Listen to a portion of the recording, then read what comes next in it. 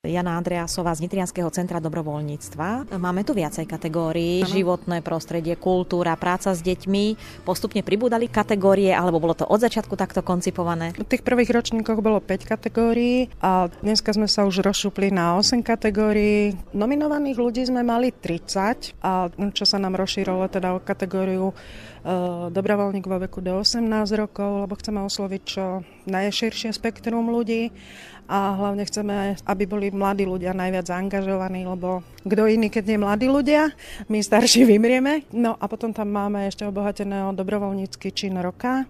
Tam vidíme ešte veľké rezervy, lebo zatiaľ vždy sa prihlási len jedna organizácia. Aj v tomto roku tak bolo, že jedna organizácia prihlásila dobrovoľnícky čin roka. Je o to záujem. Sú ochotní ľudia nielen pomáhať, ale možno myslieť aj na tých, ktorí pomáhajú. V prvých ročníkoch prihlasovali len organizácie, ale teraz sa nám už objavili neformálne skupiny občanov a tie teda nominujú ľudí zo svojho prostredia, o ktorých si myslia, že veľmi veľa robia. Čiže cítite, že vznikajú neformálne skupiny ľudí a tie sa aktivizujú? Áno, určite. Je nárast rôznych neformálnych skupín, o ktorých ani my ešte nevieme, ale chvála Bohu, že sú. V tomto roku to boli 4 neformálne skupiny, ktoré prihlásili svojich dobrovoľníkov.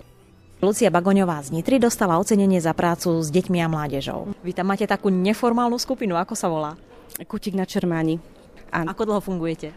Presne, malý má 3 roky, tak 3 roky. Prečo ste takto vznikli? No, tak chodili sme kočikovať deti a klasika, sme sa stretávali mamičky a zistili sme sa, že nemáme s tými kde chodiť. Tak sme sa tak dohodli a začalo sa to obyčajnou petíciou za ohradenie ihriska. A podarilo sa? Ihrisko máme ohradené. Čiže mesto pomohlo? Áno. A druhá vec, ktorá bola, že naši chlapci a ockovia zmontovali obyčajné ľahké prekrytie pieskoviska, aby mali deti čisté pieskovisko. To boli 2 základné veci, ktoré sme spravili a už to funguje ďalej a už za tie 2 roky tam pribudlo toľko vecí na ihrisku, kolotoč, lavičky, smetný koš, doskočisko, teraz budeme meniť nové hojdačky. Čo by ste odkázali možno tým, ktorí si myslia, že mesto nech sa postará?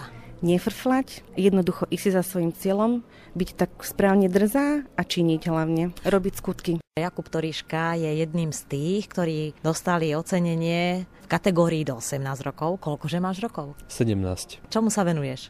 Na Hyde Parku, to je také kultúrne centrum v Nitre a venujem sa tam v podstate všetkému, či sú to aj nejaké výkupové práce, alebo je to osvetľovanie koncertov. Na priblíženie si povieme, že Hyde Park to je prírodné komunitné centrum za mestom. Áno, Nie je ti to ľúto, že za to, keď niečo robíš, nedostaneš zaplatené? Vôbec.